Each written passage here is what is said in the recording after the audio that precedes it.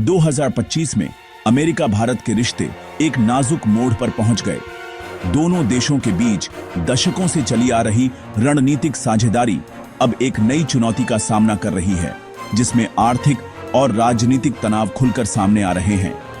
27 अगस्त को ट्रंप प्रशासन ने भारत के रूसी तेल की लगातार खरीद का हवाला देते हुए भारतीय निर्यात पर बड़े पैमाने पर टैरिफ लगा दिए। इन टैरिफ्स का असर भारत के प्रमुख उद्योगों जैसे टेक्सटाइल, फार्मा और आईटी पर भी पड़ने लगा है, जिससे भारतीय कंपनियों की वैश्विक प्रतिस्पर्धा पर सीधा असर पड़ा है। वॉशिंगटन का दावा है कि ये खरीद रूस के यूक्रेन युद्ध को फंड करती है और टैरिफ को मॉस्को को अलग थलग करने के लिए एक सैद्धांतिक स्टैंड के रूप में पेश किया गया। अमेरिकी प्रशासन का कहना है कि वैश्विक स्थिरता के लिए यह कदम जरूरी है और सभी लोकतांत्रिक देशों को इसमें सहयोग करना चाहिए। भारत के लिए यह अपनी ऊर्जा सुरक्षा को प्राथमिकता देने के लिए एक कड़ा दंड है। भारत की अर्थव्यवस्था अभी भी सस्ती ऊर्जा पर निर्भर है और रूसी तेल के बिना उसकी ऊर्जा लागत में भारी इजाफा हो सकता है, जिससे आम लोगों पर भी असर पड़ेगा। अमेरिका अपने सहयोगियों से अपनी नीतियों के साथ तालमेल बिठाने की उम्मीद करता है और चेतावनी देता है कि अगर भारत ने ऐसा नहीं किया तो और प्रतिबंध लगाए जाएंगे। यह दबाव भारत के लिए कूटनीतिक संतुलन बनाना और भी मुश्किल बना देता है। यह कदम कई सालों की रणनीतिक साझेदारी को खतरे में डालता है, खासकर चीन का मुकाबला करने के उद्देश्य से बने क्वाड गठबंधन को। अगर भारत और अमेरिका के बीच दरार बढ़ती है तो इसका सीधा फायदा चीन को मिल सकता है, जिससे पूरे इंडो पैसिफिक क्षेत्र की शक्ति संतुलन बदल सकती है। भारतीय अधिकारी पश्चिमी पाखंड पर सवाल उठाते हैं, यह देखते हुए कि यूरोप के अपने रूसी ऊर्जा सौदे 2022 के बाद के हैं। भारत का तर्क है कि ऊर्जा सुरक्षा हर देश का अधिकार है और पश्चिमी देशों के दोहरे मापदंड स्वीकार्य नहीं हैं। अब टैरिफ के झटके ने भारत को अपने वैश्विक गठबंधनों और आर्थिक रणनीतियों पर फिर से विचार करने के लिए मजबूर कर दिया है। आने वाले महीनों में भारत को यह तय करना होगा कि वह अमेरिकी दबाव के आगे झुके या अपनी स्वतंत्र विदेश नीति और ऊर्जा सुरक्षा को प्राथमिकता दे। अमेरिकी टैरिफ एक सुनियोजित आर्थिक हथियार है।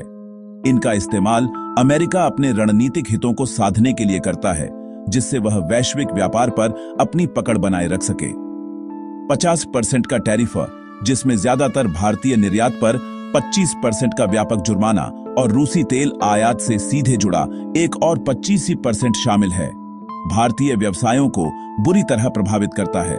इससे भारत के लिए अमेरिकी बाजार में प्रतिस्पर्धा करना और भी मुश्किल हो गया है, खासकर उन क्षेत्रों में जो पहले से ही पतली मार्जिन पर काम कर रहे हैं। कपड़ा से लेकर फार्मास्यूटिकल्स तक के उद्योगों को भारी नुकसान का सामना करना पड़ रहा है, जिसका लक्ष्य भारत पर रूसी तेल छोड़ने का दबाव डालना है।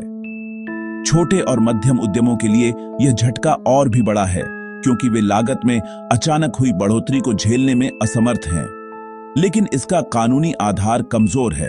एक अमेरिकी अदालत ने ऐसे टैरिफ लगाने के राष्ट्रपति के अधिकार को चुनौती दी है, जिससे भारतीय निर्यातकों के लिए अनिश्चितता पैदा हो गई है। इस कानूनी लड़ाई के चलते कंपनियों को अपनी रणनीति बार बार बदलनी पड़ रही है, जिससे निवेश और भविष्य की योजनाएं प्रभावित हो रही हैं।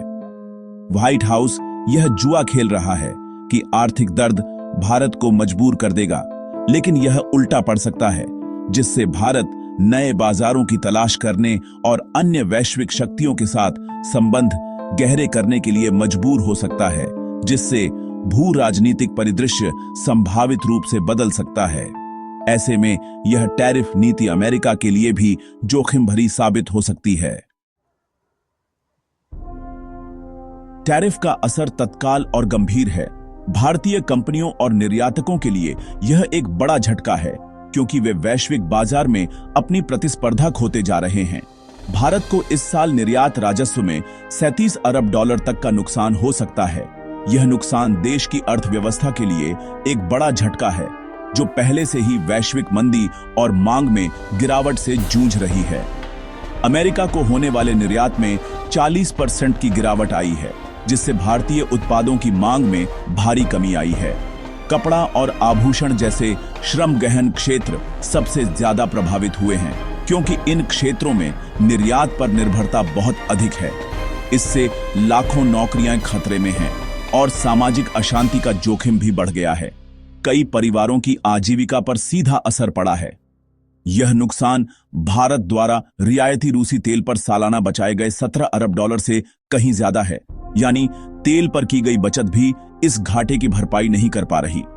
इससे एक स्मार्ट ऊर्जा रणनीति अब एक दर्दनाक व्यापार बंध में बदल गई है और नीति निर्माताओं के लिए यह एक नई चुनौती बन गई है।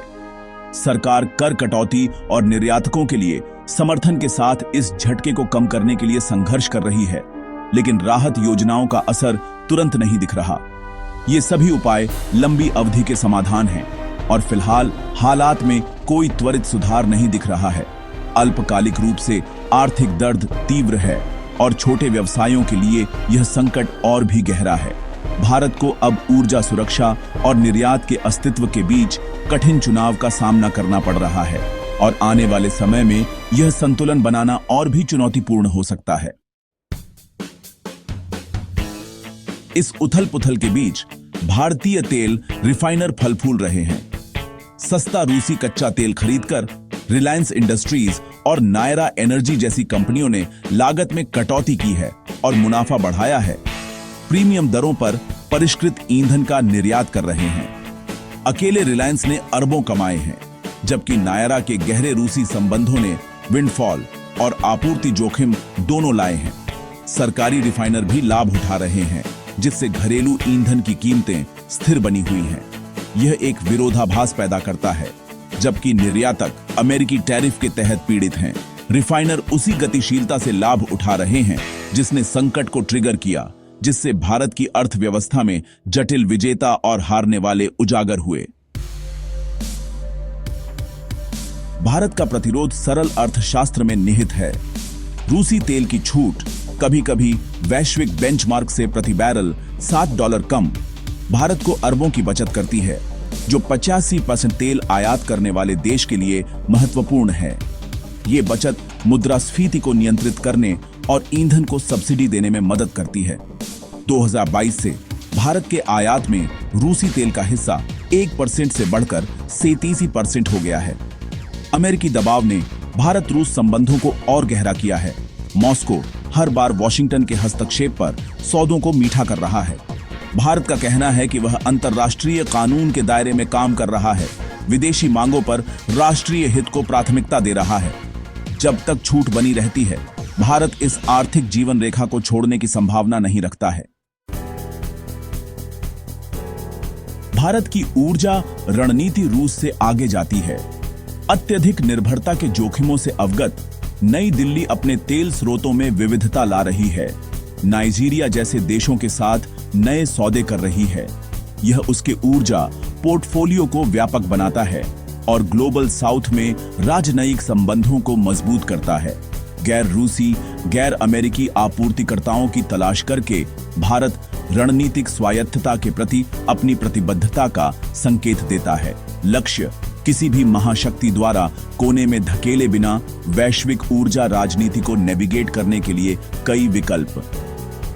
भारत का दृष्टिकोण व्यावहारिक है।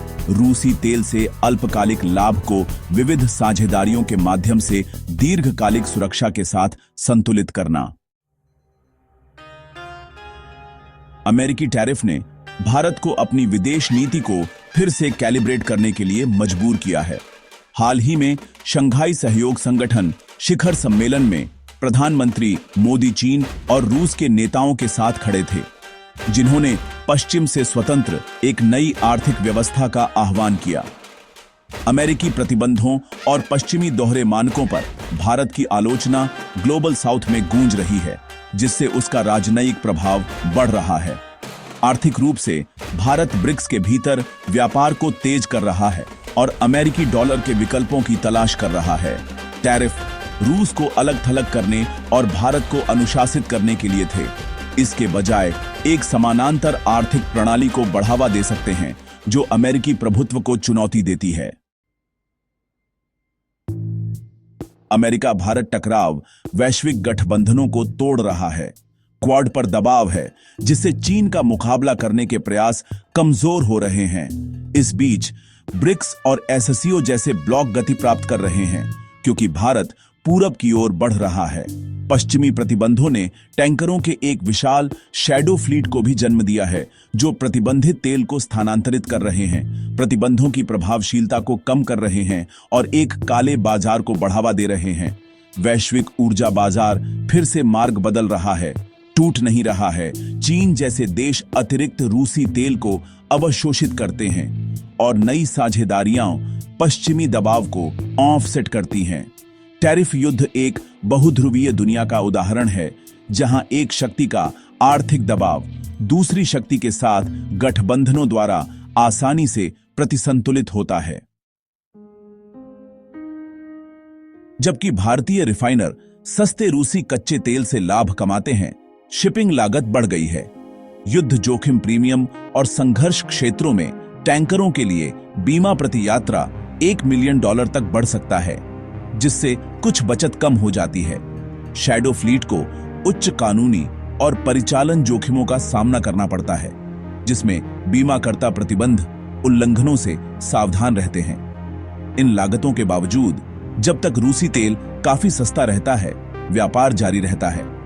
उच्च समुद्र आर्थिक युद्ध में एक युद्ध का मैदान बन गए हैं, जहां जोखिम एक कमोडिटी है और हर यात्रा एक सुनियोजित जुआ है।